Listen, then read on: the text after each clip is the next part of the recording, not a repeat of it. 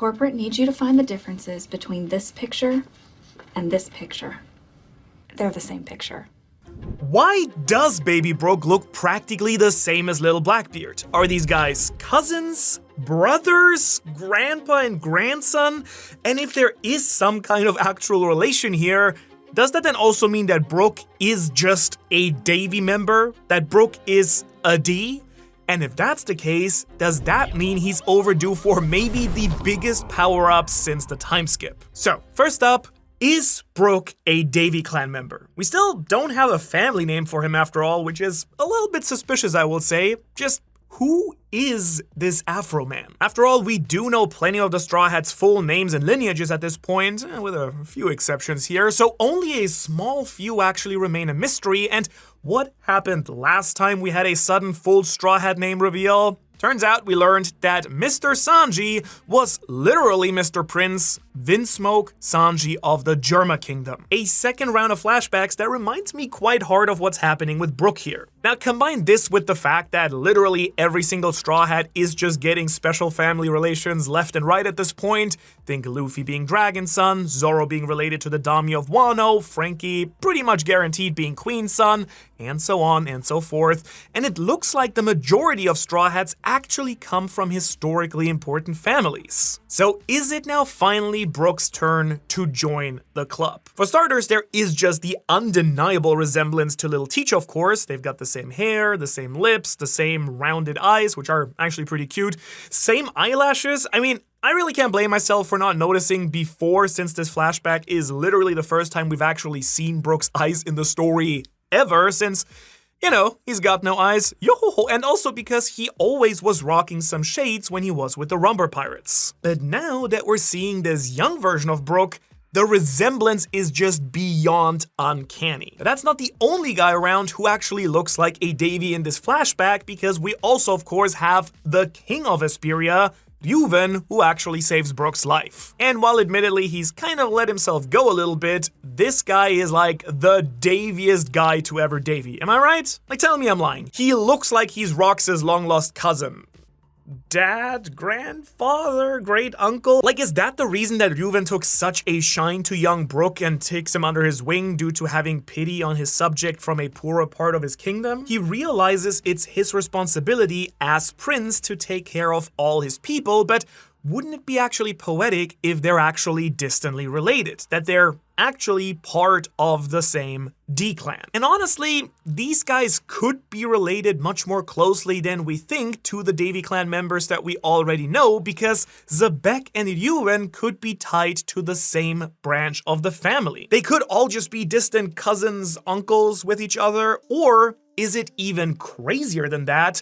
Did Brook make a stop at God Valley, which is, after all, also in the West Blue, after Esperia got destroyed? I actually looked at the timeline here, and it turns out Brook, at least theoretically, could be Rox's dad. I mean, Brook right now is 90, and Rox was likely in his 40s or 50s when he died, so is Brook Blackbeard's grandpappy?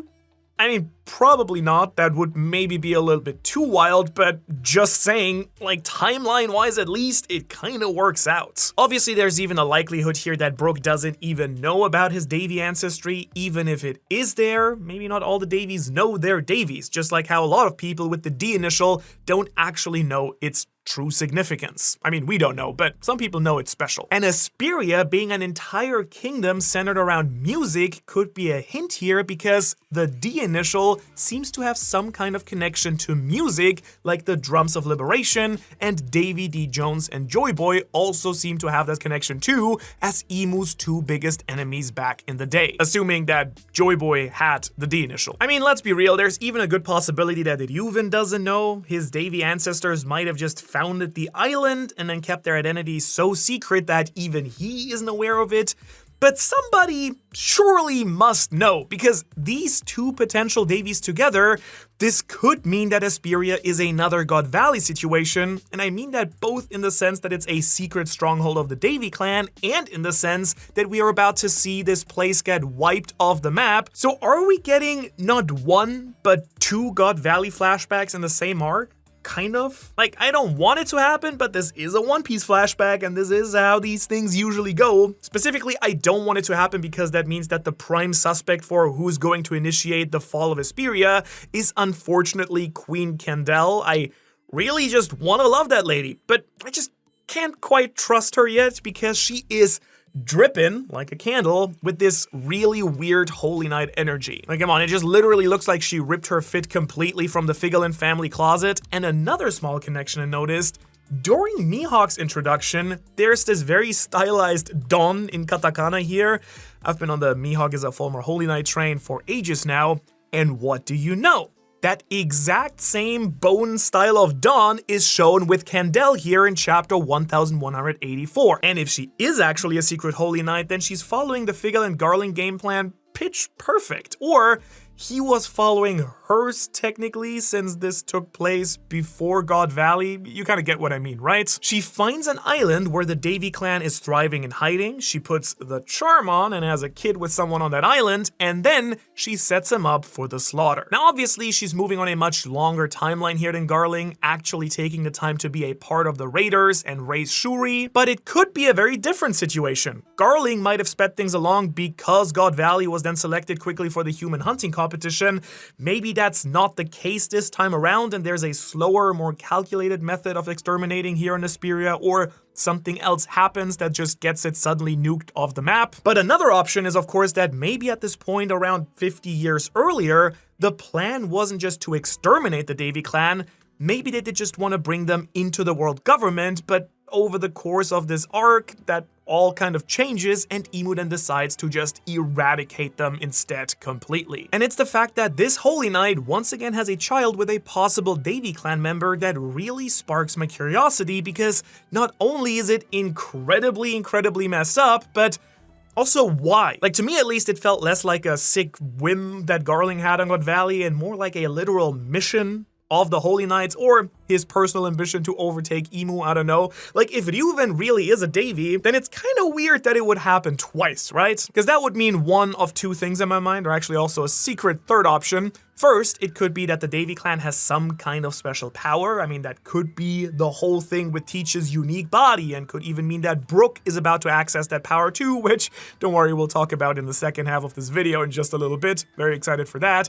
But producing these half Holy Knight, half Davy children could be a way for Imu to create the perfect soldiers by using that power in conjunction with his own. Or it could just be a whole lot more petty. It could be revenge on the man who was bold enough to declare himself the king of the world.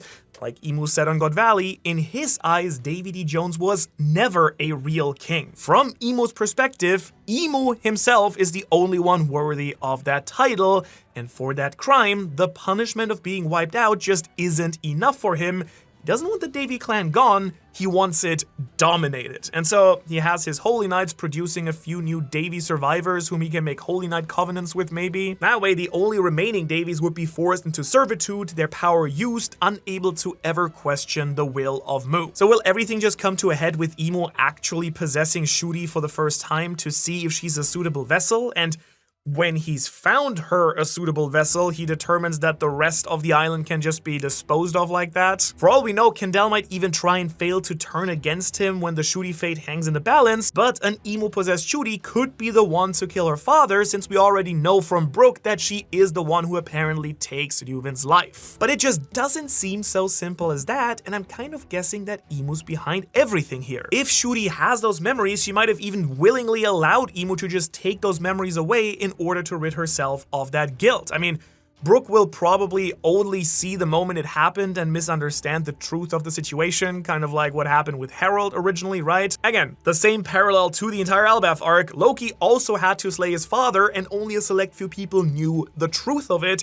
Even his own brother viewed him as a murderer and kingslayer, so Imu might make the same deal of erasing these painful memories from Loki, with him absolutely refusing. Or, thinking about the parallel, maybe I'm thinking about it backwards, maybe Shuri has to cut down her own father because it's Ryuven who is Domi reversied or possessed by Emu instead. To be fair, there's also the option that I kind of feel like might be the case with Garling, where to me it kind of felt like Garling might secretly have just bred with the Davy clan and created Shanks and Shamrock, knowing that they would be especially strong and have some special powers because of their Davy clan heritage.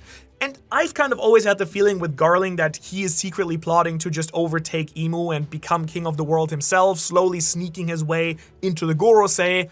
I wouldn't be surprised if he just bred Shamrock and Shanks to help him make the Figureland family take over the Nerona family, if that makes sense. So maybe something like that is going on with Kendall as well. But in any case, the Holy Knights obviously must have something to do with the downfall of Hesperia. It's kind of the perfect explanation for why Brook recognized them. It's not just because he's been around a long time.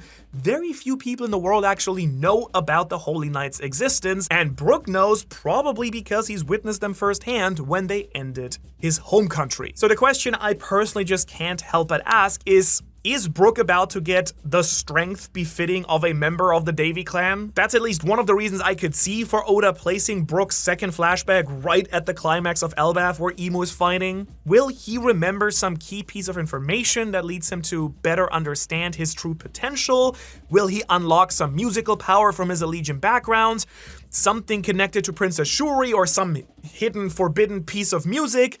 Or if he is a Davy, could that lineage of him be the key to enhancing his strength even more? As I said earlier, we do know that Blackbeard's Davy origin seems to have some connection to his special body, potentially even being the reason that he can eat multiple devil fruits. So does that mean that Brook could actually eat 2 devil fruits too? And I really can't help but think of a hilarious possibility here. Would he have been able to eat 2 devil fruits at any point when he was alive, but now can't because he has no stomach? This is 100% an Oda thing to do, and even though it'd be pretty sad if Brook just had lost his chance to get even more powers, I would absolutely appreciate the commitment to the bits. To be fair, of course, we've also seen devil fruits just be fed to inanimate objects, or we've not seen it, but we know it exists, so I'm sure that bones would work too. The real question though is whether Blackbeard's special ability actually comes from his Davy lineage or is due to some other special feature of the darkness fruit specifically, or the 2 working in tandem, or maybe something from his mom Iris. Also, just for completion's sake, I just want to throw out the slightly remote and unlikely possibility that maybe Brook has already eaten 2 devil fruits to begin with and just didn't know it the second time around, because I've always kind of thought it was a little bit weird that after the time skip, Brook suddenly just had access to all the soul underworld powers. It's kind of weird that it took him until then to figure out, since we've seen plenty of fruit users eat the fruit and then just immediately start using their powers. Khalifa, Kaku, Sabo, all of them seem to just know intuitively that their fruits could do all these cool things. And you can't even really argue that he only gained those powers upon death because he still wandered around in skeleton form for many years and years before then, after the time skip, finally tapping into the true abilities of the Yomi Yomi no Mi. And this was despite having so much time on his hands for 50 years. You'd think that he'd just get bored and start testing some things out at that point. So could it just be that he ate a second bonus fruit at some point, the revive fruit, and then a separate underworld fruit? I'd say a soul fruit type, but Big Mom's kind of got that one covered already.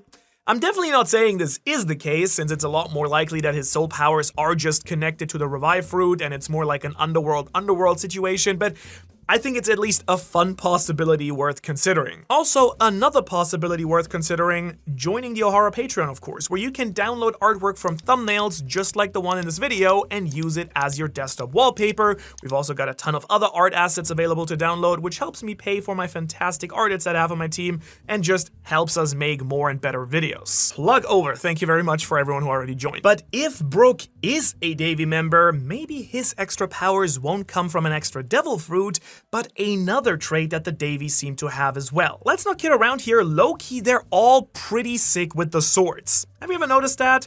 Zebek, crazy with it. Liu Wen also shown to be a swordsman in 1184, and Shuri seems like a natural prodigy as well. Shanks and Shamrock, who are probably half Davy, top tier sword guys. The one exception right now seems to be Blackbeard, who uses his Wolverine claws, but for all we know, Teach will just pick up a sword in the final saga and just speed blitz Mihawk, or maybe Mommy Eris is from a clan that's the opposite and are just all very, very bad swordsmen. Point being, are the Davy clan just naturally very gifted with swords? This could of course actually explain Brook's supernatural ability with a blade. I mean, don't tell me that the 3-pace hum notch slash is normal. Dude, the dude can cut guys down hours in advance. That's not even how swords work. But if Brook unlocks some deeper Davy power when we come to Elbaf, could his sword techniques get even nastier? I don't think it's ever gonna happen in a million years, but it would be absolutely hilarious if suddenly Brook catches up to Zoro in terms of swords power. Again, not gonna happen, don't worry about it, I'm not saying it will, but if it did, that would just be so hilarious. To be fair, the dude was also the first Straw Hat we ever saw go head to head with a Yonko, using his soul powers to counter Big Mom's homies, and funnily enough, Brook's attributes seem to counter Emu in the same way. Will his Davy lineage prove to be Emu's worst nightmare, just like Davy D. Jones probably was back in the day too? Will his own underworld powers have some ability to clash against Emu's devilish hell powers? And moreover, since this flashback is probably going to prove that he has a very personal beef with Emu, it might be absolutely sick to see him actually get a hit-in against the king of the world. His soul solid keeping up with Emu's nemesis or Graham sword techniques or something. But then of course it might not be either of these options. It could also come down to what Brook is known for the best, his soul powers, or specifically that demonic underworld power. After all, let's not forget that over the time skip, people literally started worshipping Brook as the Demon King Satan-sama, which we thought was a joke, but they really thought this dude was on the same emu-type beat apparently. Unleashing the powers of his devil fruit even further could be a great option, and that kind of means that Film Red could actually be giving us a hint here. In fact, little spoiler alert, the entire Thursday video is gonna be about how, parts of Film Red are very clearly canon and diving deep into this, but Oda has stated that there is something like Todd Music in the series. Again, we'll go into a much more detail in this on Thursday, but what I just wanted to throw into this video, could Brook put his musical and underworld powers together better than ever before to summon some kind of